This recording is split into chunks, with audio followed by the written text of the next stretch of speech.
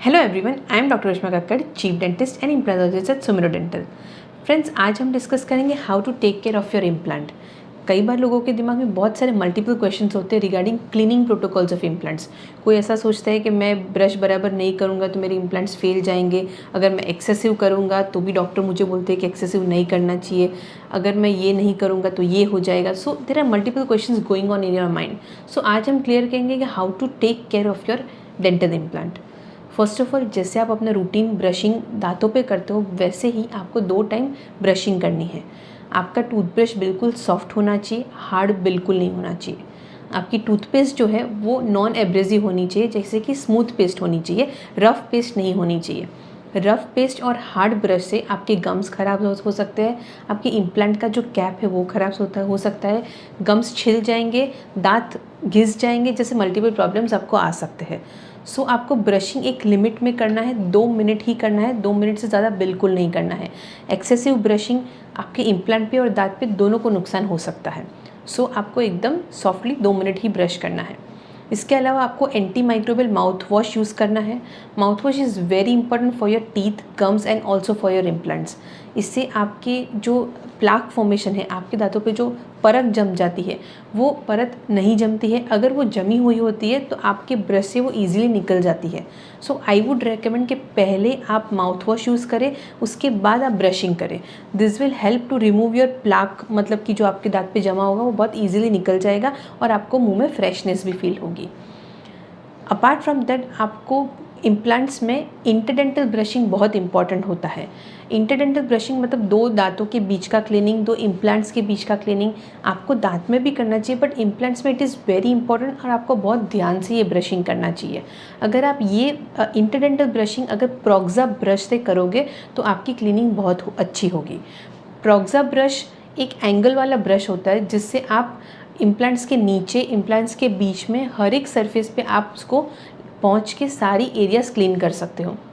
इससे आपको bad breath नहीं होगी और आपके गम्स हेल्दी रहेंगे। अगर आपके गम्स हेल्दी रहेंगे तो इम्प्लांट्स के आजू बाजू कोई इन्फेक्शन के चांसेस नहीं रहेंगे और आपको कोई भी इम्प्लांट के रिलेटेड कॉम्प्लिकेशंस नहीं होंगे। Also you should use floss. Floss मतलब धागे जैसा एक फ्लॉस आता है, जो फ्लॉसिंग से भी आप हर एक सरफेस को क्लीन कर सकते हो। अभी आप सोचते होंगे कि इतना ज़्यादा प्रोटोकॉल मैं कैसे फॉलो करूँगा, but you have to start it. First you start it, you follow it, you try it.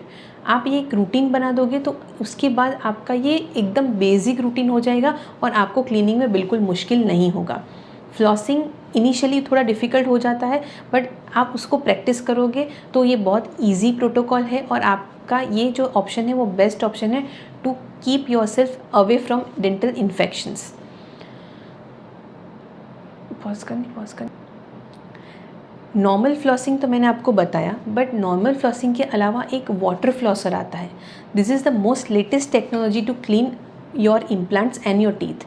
Water flosser एक मशीन जैसा आता है जिसमें पानी की पिचकारी आती है और वो पानी के फोर्स से आपके दांतों के बीच में जो भी खाना फंसा होगा, कुछ भी प्लाक फंसा होगा, कुछ भी XYZ परत जमी होगी, तो वो आपकी सारी जो लेयर है वो क्लीन हो जाती है और आपको मुंह में से स्मेल आने का प्रॉब्लम, गम्स में सब कुछ जमा हो जाने का प्रॉब्लम, अगर कोई एरियाज़ इनएक्सेसिबल है, मतलब आपके इम्प्लांट की जो साइड्स होती हैं वो यूजुअली पेशेंट्स को क्लीन करने में कई बार मुश्किल हो जाता है, तो वहाँ पे खाना अगर अटका रहेगा तो आपके गम्स अनहेल्दी रहेंगे, आपको पायरिया की प्रॉब्लम हो सकती है और आपके इम्प्लांट में इन्फेक्शन हो सकता है। So with the help of water flosser, it becomes very easy to clean on all surface of your teeth.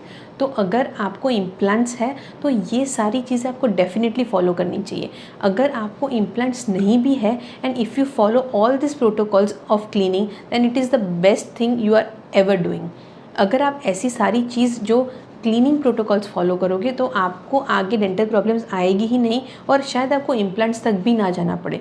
But talking about the implants को आप थोड़ी सी एक्स्ट्रा केयर करोगे तो यूजुअली इम्प्लांट्स में कोई कॉम्प्लिकेशंस नहीं आते हैं और जहाँ पे क्लीनिंग होती है वहाँ पे इन्फेक्शंस और कॉम्प्लिकेशंस का कोई चांस ही नहीं है। Thank you for watching me and I will come up with many more videos on dental implants. Thank you.